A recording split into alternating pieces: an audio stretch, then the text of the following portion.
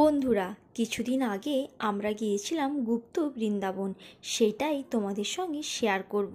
দেখো, আমরা সবাই রেডি হয়ে বেরিয়ে পড়েছি গুপ্ত বৃন্দাবন যাওয়ার উদ্দেশ্যে, আর চলেও এসেছি। আর প্রথমেই ঢুকে দেখলাম জগন্নাথ, বলরাম, সুভদ্রা খুব সুন্দরভাবে বসে রয়েছে।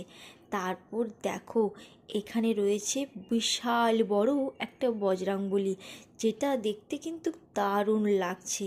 তারপর দেখো, তোমাদেরকে দেখাবো দোলন কুঞ্জ, যেখানে রাধা কৃষ্ণ দোলনায় দোল খাচ্ছে এবং তাদের অপরূপ প্রেমলীলা এখানে কিন্তু সুন্দরভাবে ফুটে উঠেছে। দারুণ লাগছে। এখানে তোমরা যদি আসো, একবার অন্তত ঘুরে যেও, ভালো মনটা হয়ে যাবে। দেখো, এখানে একটু দাঁড়িয়ে আমি একটু ভিডিও করে নিচ্ছিলাম।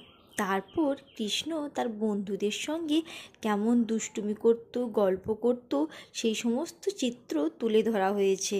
তারপর চলে আসি শ্রীচৈতন্যদেব। দেখো, এখানে কিন্তু শ্রীচৈতন্যদেবও বিরাজমান। তা এখানে এলে মনে হবে যেন স্বর্গের মতো একটা সুন্দর জায়গায় এসেছি। আমার তো কিন্তু দারুণ লাগছে। এখানে দেখো, রাধারানীর পা কৃষ্ণ ধুইয়ে দিচ্ছে। কি সুন্দর প্রেম কাহিনী ফুটে উঠেছে। আমার তো বেশ ভালোই লাগছিল।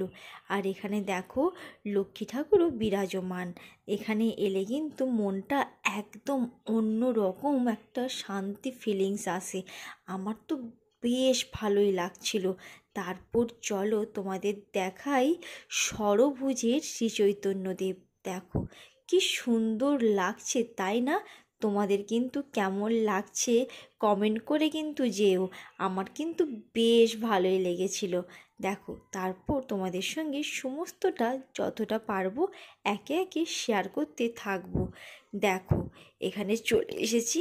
আর এখানে একটা আশ্চর্য জিনিস, এখানে দেখো, আমরা যেমন নগর কীর্তন করতে যাই, এখানে সমস্ত জায়গায় সবাই নগর কীর্তন করতে যাচ্ছে। আর এখানে ছোট্ট মতো জলাশয় আছে, আর যেটাতে অনেক ধরনের মাছ আছে এবং এত সুন্দর লাগছে বন্ধুরা, সেটা তোমাদের বলে বোঝাতে পারবো না। কারণ মাছগুলো নিজেদের মতো খেলা করছে, আর জলটা এতটাই স্বচ্ছ যে সমস্ত মাছকে একদম স্পষ্টভাবে কিন্তু আমরা দেখতে পাচ্ছি।